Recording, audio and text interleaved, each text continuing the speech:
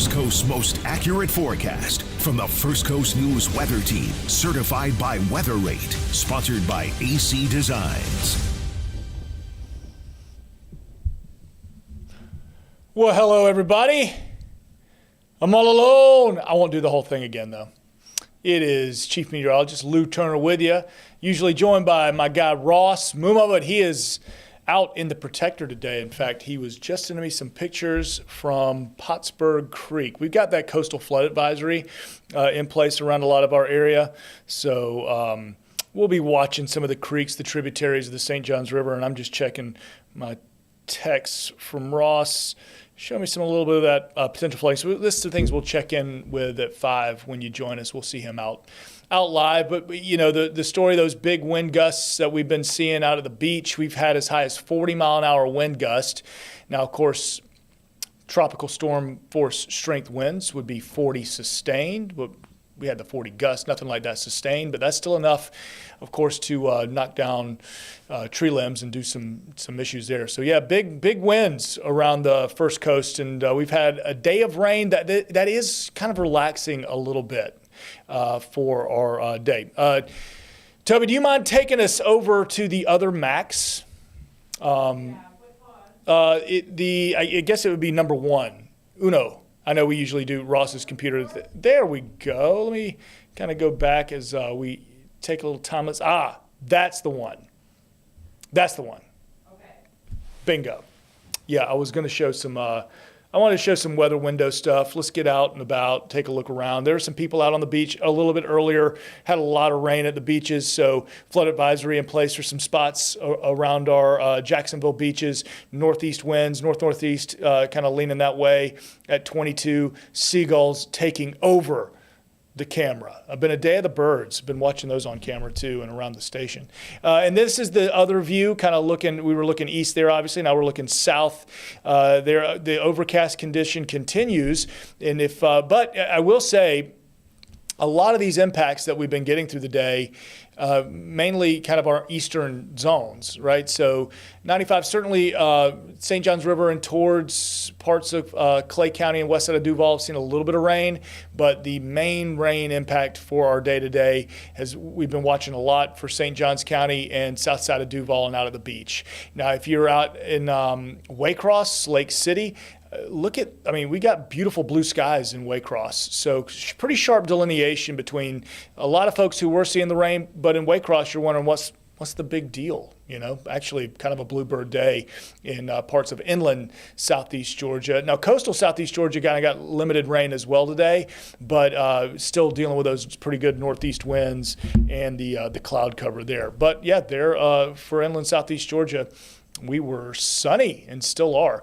So your coastal alerts, considering the higher than normal astronomical tides, we just had our full moon Sunday, so still seeing some of those, and those persistent northeast winds, and as we've talked about previously on multiple streams, and when we get these northeast wind setups with these stalled out fronts, we get water kind of stacking up in the river and the intracoastal waterway, and that also leads to some minor flooding. And this is coastal flood advisory, meaning minor nuisance flooding, specifically for neighborhoods, streets right along the river and the tributaries of the St. Johns. So you're talking Julington Creek, Black Creek, but even getting further west up the Black Creek towards Middleburg, we're not seeing too bad issues. But this will go all the way south on the St. Johns River through Palatka and Putnam County.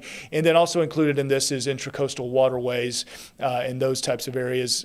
So got to watch for those higher than normal tides. Next tide cycle, though, really won't be till tonight, late night. So while most people are sleeping is when we'd see the potential for most of that nuisance flooding. So I would say, I mean, if, you know, speaking to those few people out there, fortunate enough, that have built homes along the river, along the tributaries of the Intracoastal Waterway and the river and along the ICW, And of course, multiple tributaries, Pottsburg Creek, et cetera, that are right along and just off of the St. Johns River.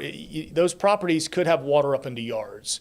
And we've already seen reports of this in Flagler County too. So at times of high tide, things can float off. So things in the yard you might just want to be extra careful with and think about where you're parking your cars, because salt water getting into that situation is not great. Now, this isn't the type of thing that is going to flood out a vehicle or float that down the street, but just nuisance flooding, so you can kind of see your high tides there. And over the next day or two, just be aware of your high tides if you're impacted by those and live in those areas. Zooming on in, though, and we're seeing wave heights bigger or akin to when we had Hurricane Aaron several hundred miles offshore, right? So we had those big waves, had rip current risk, and coastal erosion. So with all this northeast wind continuing, it's not a clean surf by any stretch, but still small crafts need to use extra caution if you're going offshore at all. I would suggest this isn't the best offshore fishing. I know my captains out there would have a better grasp on that as far as getting out and fishing, but having done a little bit myself, I'd say that 7 to 8 feet just offshore, that's not ideal. So thinking keeping it in the full marshes of the intracoastal and try to find a redfish instead of a king. So looking at satellite and the radar imagery kind of together here, we'll say most of us are rain-free at this hour. If anything does line up, look where the showers are offshore. So those are blowing west. And so you could see some maybe later on this evening, some showers moving on to parts of St. Johns County and into Flagler County, as well as kind of zooming into some of the areas that we've seen some of the rain, the heaviest rain, and some of the strongest winds. At the top of this stream, I'd mentioned pretty strong gusts. So Mayport, that circle right there is what we call a storm report that populates into our system. So just kind of showing you what we were seeing there. We got the report at Mayport Station, gust to 40 miles an hour. So 35 knots. So we're right up there, tropical storm force gusts that we've had along the coastline today. That was earlier this morning, but definitely worth noting there. It's current winds, though, still haven't relaxed too much. We're still in that 20 to 25 mile an hour range at Mayport, 10 to 15 even inland. So NAS Jackson, St. Augustine, that's 17 mile an hour wind, and that's been pretty persistent, pretty steady, and will be for at least another day before things tend to relax just a bit, though the northeast winds will continue with us for the 7-day. Gusts, so we had that 40 mile an hour gust earlier. Mayport still reporting a 32 mile an hour gust, and still gusty. I mentioned it's Bluebird Day and Waycross, but they're still getting those gusts pretty good out there. Looking at Waycross there with our satellite imagery. Satellite's not populating here. There we go. Okay, so let me go back and let that fully populate. So you see the sharp line of clouds and where they are and where they aren't. And I showed you that blue sky picture from Ware County, Pierce County. You're socked in up and down 95, coastal Georgia, all the way through Jacksonville and then south to St. Johns County. And that's kept our temperatures capped off as well with those winds, the rain, and the extra cloud cover. But again, zooming down where the clouds aren't, you're seeing northern Charleston County, Ware and Pierce have done pretty good. Even Valdosta had some of those good peaks of sunshine today. So that leads me to the story of the temperatures. Where the clouds are, we've struggled to even get near 80 today. We've been in the upper 70s pretty much all day today. Pleasant, overall, considering seasonable average would be the upper 80s. So we've been well below that. So, you take the silver lining out of this, the cooler temperatures certainly have been nice to have. But as mentioned with the sunny skies for Waycross, again, you're probably wondering, what are you talking about, Lewis? You're in the mid 80s. You're at 85 degrees there for our Tuesday afternoon. Downtown Jackson's been interesting today. So we had some waves of rain, but there, as you can see, and then breaking rain, but still that cloud cover Got jumbo shrimp, I believe, getting ready to go. I heard some things over across the street. So as far as rain chances go, if you are coming downtown for shrimp or any other activities downtown, should be good to go for the evening. But we're going to pick the rain chances back up for early morning on Wednesday. And that's all. We have had a weather impact alert for our day-to-day because of the rainfall, especially over our interstates. Made this morning's drive pretty treacherous for some, wet roads, and then, of course, you get the accident. So I want you focused in, and this weather impact alert will not be all day Wednesday, but I just kind of want you prepared as you think about your drive into work or taking the kids to school in the morning, 5 a.m., 9 a.m., and then the rain really kind of tapers off. So we're going to talk about steady morning rain for our Wednesday morning. Again, just for several hours, and then by the afternoon, you're doing much, much better. That evening commute seems to be better. So we're going to use caution. The need with our weather impact alert and kind of the action item is just kind of remember front of mind while you're going to bed tonight. You're thinking about that morning drive. You might have to give yourself a few extra minutes, considering the slowdowns that'll happen when you've got raining on the morning commute side of things. And this kind of shows you and breaks it down hour by hour. So you notice by that 6 to 8 o'clock hour, height of driving, we're talking about rain percentages from 60 to 70, dropping though by the time we get to your lunch break if you're driving around then. And then the evening commute, just about 20% of us see some of those showers. So we're going through the rest of our afternoon. I mentioned seeing the storms offshore. We noted that the showers have kind of been limited around the First Coast at this hour. So keep that in mind with modeling, as it does paint on some rain at 4:30, which we haven't seen. So when you get kind of bad information in, you get some bad information out. But I do think as we go through the evening, the training potential will be there later night, overnight, and that would be right at times of high tide. Training, meaning showers just kind of lining up from east to west off the beach and moving in on those northeast winds. Waking up Wednesday morning, kind of go to that morning commute, that 6 to 9 o'clock time frame. Even that's, we're just going to watch for the rain. Anytime you get these steady winds off the beach, we're going to have that potential. And by the afternoon, we're doing a little bit better. Now, Thursday, we're going to have the clouds moving in, but lower rain chances there for Thursday and the end of the week and to the weekend. So looking a little bit better, perhaps some lower temperatures just because of the cloud cover, but not seeing the great rain chances as the front we've been dealing with kind of dips a little bit further to our south. So our Wednesday rain chances, and again, this is just for the morning primarily, really low. By the time we get to the afternoon, those chances get a little bit lower, but a high chance anywhere 95 and east towards the beaches, especially Jacksonville Beach and down south through St. Augustine and Palm Coast. But notice we do have 95 kind of centered up there, so we'll want to watch that morning commute very carefully. Still breezy though for a Wednesday, getting up to the low 80s, and that's it. Temperatures in the morning pleasant, but we'll watch for those showers in the morning as we still get the winds gusting to 25, even 30 miles an hour again for a Wednesday. So we'll plan for that as we look at kind of this computer modeling of forecast wind speeds. As we get to Wednesday, there's 25, 20. Are we relaxing a little bit as we get closer to Thursday? We certainly could see that pattern for Thursday and Friday and into the weekend as well. So got a few minutes left before I'm running out to do the 5 o'clock show, but I do want to talk tropics with you a little bit as we get to the peak of the season. We talked about that day after day. Today is the 9th. Tomorrow is the technical peak of the season. Let's don't get too caught up on a single day. It's just climatologically speaking, between August 20th and September 15, we're talking about over the last 30 years, there has been something in the tropical basin. So 30 years worth of time. Now, we have had things to watch. We've had the Hurricane Center monitoring things over the last couple of days. But truly, since the 20th of August and to today, we have not had the hurricane out there. And if we get all the way to the 15th, which 6 days from now, and should forecasting hold with the Hurricane Center saying we're not expecting anything over the next 7 days, it'll be the first time since 1994 that we haven't had a hurricane in the Atlantic tropical basin between the Gulf, the Caribbean, and the Atlantic out there. So that's a good piece of time that we've pretty consistently had something that's been developed at this time of the year. And there's a few reasons for that right now.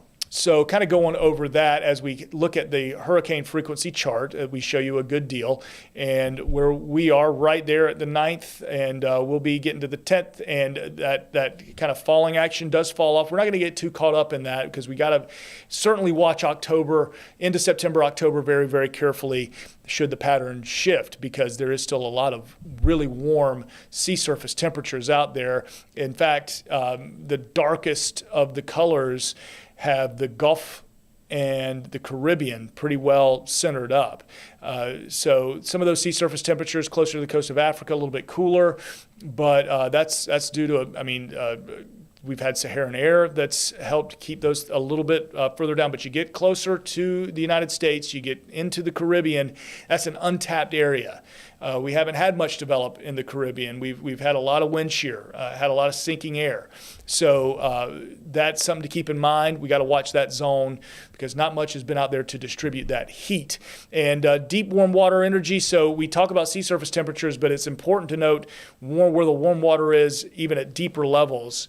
So that can also provide energy to hurricanes, and where that is really centered up right now, as mentioned, would be that Caribbean. So we got to watch to see should something develop there. Your satellite and radar picture. So I want to zoom us down into this system here, something that some online meteorologists have been watching and noting, and curiosity is getting the better of them, wondering, why isn't the Hurricane Center looking at something like this? We got an area of convection. It's very, very disorganized. Wouldn't we be watching this very carefully? I will say it's pretty low, close to the equator. We've got a good bit of shear, a good bit of dry air that would be infused with this. So I put the water vapor imagery on to give you an idea. You look to the on your screen, the right side, so the east side of that cluster of storms, and you note the blues kind of fading to whites, and that would indicate some of that dry air getting pulled in, and you see dry air more or less surrounding it and moving into the Caribbean. So while you can have the hottest sea surface temperatures going, if you don't have the ability to get convection going and a low to develop, and these things are finicky. You get shear, you get dry air. If that's not really developing, then those sea surface temperatures don't mean as much. And here's your sheared environment. And as you look towards the United States and what is dipping in over Florida, that really strong jet with the winds that we've been experiencing. This is upper level, so we're talking jet stream. Of course, we're dealing with northeast winds at the surface, but in the upper levels, you get strong shear like this covering into the Gulf, coming down into the Caribbean and parts of the Atlantic coast. Yeah, it's not favorable for too much tropical development.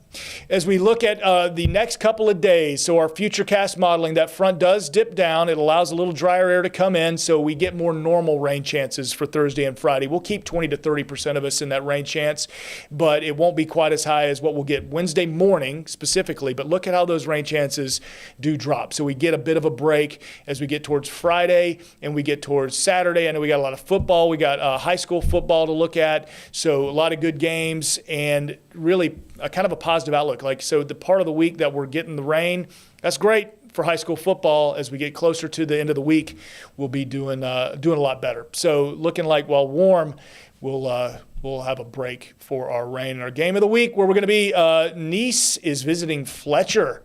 All right, so we're going out to the beach for that. Kickoff is at 6:30, and we're going to be breezy, so we keep those northeast winds in, especially out at the beach, but the chance of rain will be lower as we get towards the weekend. So let me wrap it up with you with the 7-day forecast before we go. I know I got to get out, and I want you to check out the 5 o'clock broadcast, of course. We got live shots all over watching the weather impacts from the day and what we've seen around our area with the potential for some flooding. But we'll say, note, we've got Wednesday morning, just that first half of the day highlighted with weather impact alert because it could impact that morning commute. Otherwise, those rain chances drop for most.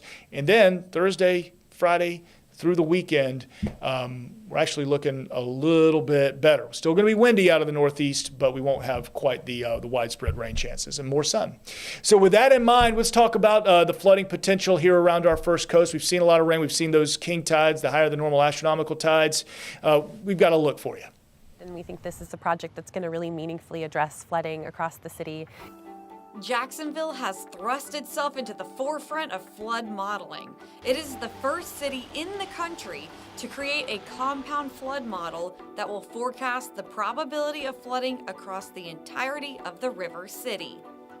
The last storm doesn't tell you where the next storm's going to hit. And so this is going to be really the first time that we have a granular picture of where we can experience flooding in real time. The compound flood model will look at things like topography and tributaries and spit out 10,000 possible flooding scenarios. The city will then use a software called Flood ID to input real-time data from an approaching storm like wind speed and direction, tidal height, and expected rainfall, and the model will produce a map of what areas of the city are most likely to experience flooding from a storm. And that'll help them trigger evacuation orders at the right time, handle flow out of different parts of the city as evacuations are happening. The model will help with preparation ahead of an approaching storm in more ways than just issuing neighborhood-specific evacuation orders. And this real-time forecasting system will help our Public Works Department know exactly where we're likely to experience the most severe flooding and make sure that crews are out there clearing storm drains in those parts of the city. And it'll also tell us what time we need to call them back to make sure we're keeping all of our personnel safe. The city has multiple partners helping develop this model.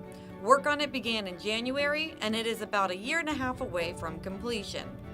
Jacksonville is on the cutting edge of this modeling, but it wants to be neighborly and set the stage for other flood-prone areas. And it was really important to me that this model be something that can be replicated in other parts of Florida or other parts of the country. So it's all using open data, and that'll make it easier for the next community that wants to tackle compound flood modeling to replicate a model.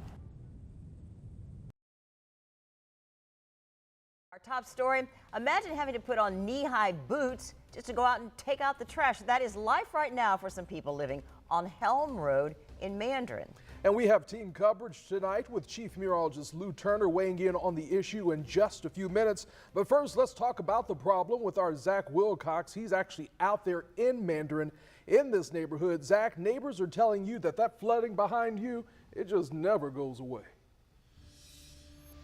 Well, Anthony, you can see we've been out here all day, haven't had a drop of rain, and it just sits and sits and sits. And when you have water like this all the time, as we look at one person's driveway, for example, it makes it a struggle to do anything, to go get the mail, to get mail delivered for that matter, to take out the trash, to walk your dog, and it's certainly giving a new definition to waterfront property. And our dream was to be on the water. 2 months ago, Carmen Woods thought she'd fulfilled that dream when she bought a home on Julington Creek. And have access to the boat right behind your house. And we have worked so hard for so many years to finally get here. While she looked forward to having the water access behind the house, having it in front wasn't exactly what Woods had in mind. To put on these boots, and we have to drag our can all the way from way down there through this, heavy water up to dry land, even for trash to come. I've had it up to here. Bart Bird says he's lived on Helm Drive off and on for 15 years, and the flooding becomes a constant issue for about 3 months in the fall every year. And it will go down a little bit with the tide, but there'll be water here all day and every day. Bart blames the issue on the noticeable decline in the road. Bring the elevation of the road up, raise the culverts to above river level instead of below river level, and that would keep the water situation from happening, period. A City of Jacksonville spokesperson says they looked at putting in tide flex valves in March to cut down backflow, but some of the properties sit so low, high tides would still push the water onto the road. The city went on to say a pump system likely wouldn't work unless property owners are willing to pay to build bulkheads along the waterfront. Woods is hoping they can figure something out so she can get by with her car in the front and leave the boat in the back. So we do expect, because these houses are on stilts, that there will be flooding from the river during a named storm, but this isn't from a storm. And Woods mentioned that she's planning on getting her daughter a car for her 16th birthday coming up. She was looking at maybe a sedan, a little starter car, but now, after dealing with all of this and seeing this every day, she's thinking they might have to get something that sits a little bit higher. So Lou, my question for you is, these folks mentioned that it gets worse when that high tide comes in. We're having some higher tides than normal right now. When is that going to stop? Yeah, so we're going to get the coastal flood advisories are still with us and will be through Friday. So we got several more tide cycles that we're going to have to watch. The next being for that particular body of water just off the St. Johns River, the Julington Creek, up through the Durbin Creek.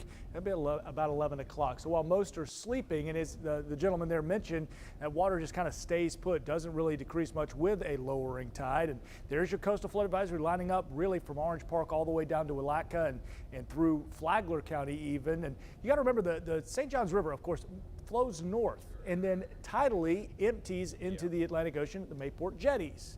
But with the steady northeast wind we've had on top of all the rainfall to our south, a lot of rain has fallen over the watershed of the St. Johns River down towards Seminole County and over the Indian River Basin, that as that pours into the St. Johns River and it tries to empty out, it just can't with these persistent east and northeast winds that we continue to have. Oh, and let's couple this up with over the weekend, by Sunday, we're going to have a full moon, so even higher tide. But the other big story will be that chance for some minor coastal flooding, especially during periods of high tide this evening between 10 p.m. and 1 a.m. during the overnight period. So some of those flood-prone areas that will often see it during those